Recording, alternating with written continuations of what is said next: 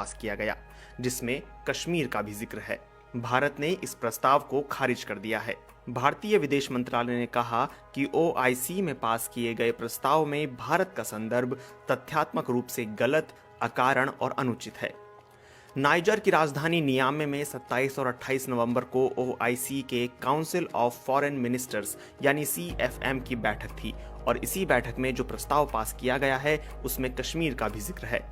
पाकिस्तान भी ओआईसी का सदस्य है। इस बैठक में पाकिस्तान के विदेश मंत्री शाह महमूद कुरैशी शामिल हुए और उन्होंने कश्मीर का मुद्दा जोर शोर से उठाया। पाकिस्तान ओआईसी के विदेश मंत्रियों की बैठक में पास किए गए प्रस्ताव में कश्मीर के जिक्र भर से खुश है।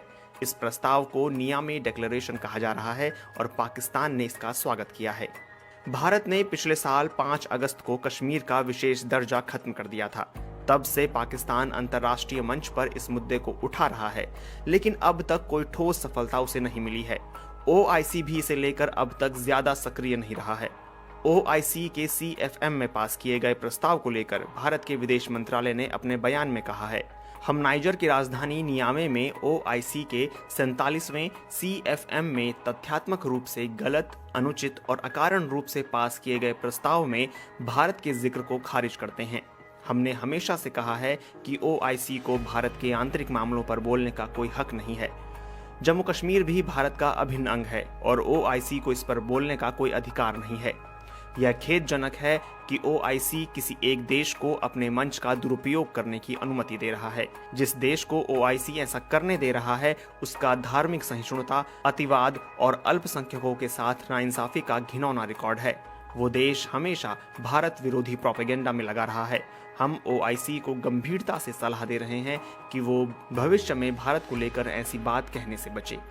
हालांकि ओआईसी के सीएफएम के एजेंडे में कश्मीर शामिल नहीं था। कहा जा रहा है कि पाकिस्तान की जिद के कारण कश्मीर को इसमें महज शामिल किया गया है।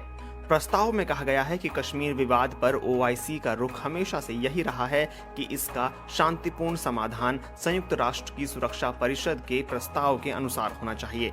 पाकिस्तान के भारी दबाव के बावजूद इस बैठक में कश्मीर को एक अलग एजेंडे के तौर पर शामिल नहीं किया गया। ओआईसी में सऊदी अरब और यूएई का दबदबा है। पाकिस्तान के इन दोनों देशों से रिश्ते खराब चल रहे हैं।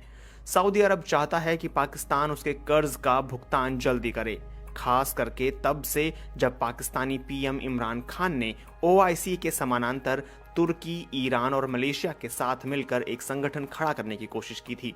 पिछले हफ्ते यूएई ने पाकिस्तानी नागरिकों के लिए नया वीजा जारी करने पर अस्थायी रूप से प्रतिबंध लगा दिया था।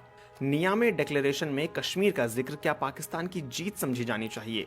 दरअसल पाकिस्तान को उम्मीद थी कि इस बार भारत के खिलाफ ओआईसी के मंच से कश्मीर को लेकर कोई कड़ा बयान जारी किया जाएगा, लेकिन ऐसा नहीं हुआ। भारत में पाकिस्तान के राजदूत रहे अब्दुल बासित ने ट्विटर पर एक वीडियो पोस्ट किया है। उन्होंने इसमें नियामे डिक्लेरेशन को लेकर कई बातें कही हैं। बासित ने कहा है कि 5 अगस्त के बाद ओआईसी के विदेश मंत्रियों की यह पहली बैठक थी और हमें उम्मीद थी कि भारत को लेकर कुछ कड़ा बयान जारी किया जाएगा। हमें लगा था कि भारत के फैसले की निंदा की जाएगी, लेकिन ऐसा नहीं हुआ। डिक्लेरेशन में पाकिस्तान के लिए बहुत खुश होने वाली बात नहीं है। नाइजर के भारत के साथ अच्छे ताल्लुकात हैं और जिस कन्वेंशन सेंटर में यह कॉन्फ्रेंस हुई है वो भारत की मदद से ही बना है। मालदीव भी ओआईसी का सदस्य है। इस बैठक में मालदीव के विदेश मंत्री अब्दुल्ला शाहिद शामिल हुए।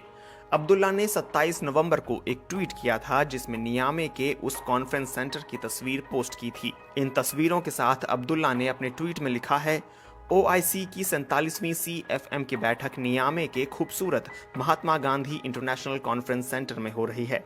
जब दुनिया कई चुनौतियों और संकट से जूझ रही है, ऐसे में साथ मिलकर ही इनका सामना किया जा सकता है। हालांकि पाकिस्तान कश्मीर का जिक्र भर होने को अपनी जीत के तौर पर देख रहा है। पाकिस्तान के विदेश मंत्रालय ने ट्वीट कर कहा है, नियामे डिक्लेरेशन में जम्मू कश्मीर विवाद को शामिल किया जाना बताता है कि ओआईसी कश्मीर मुद्दे पर हमेशा से साथ खड़ा है। भारत ने कश्मीर का विशेष दर्जा जब से खत्म किया है तब से पाकिस्तान ओआईसी के सदस्य देशों के विदेश मंत्रियों की बैठक बुलाने की मांग कर रहा था, लेकिन उसका कोई असर नहीं हुआ था। पाकिस्तान इसे लेकर इस कदर परेशान था कि विदेश मंत्री शाह महमूद कुरैशी ने इसी साल अगस्त महीने में ओआईसी से अलग होकर कश्मीर का मुद्दा उठाने की धमकी दे डाली थी। इससे सऊदी अरब नाराज हो गया था और पाकिस्तान को स्पष्टीकरण जारी करना पड़ा था। लेकिन तब तक बात बिगड़ गई थी और इसे संभालने के लिए पाकिस्तान के सेना प्रमुख जनरल कमर जावेद बाजवा को सऊदी का दौरा करना पड़ा था। पाकिस्तान में लगातार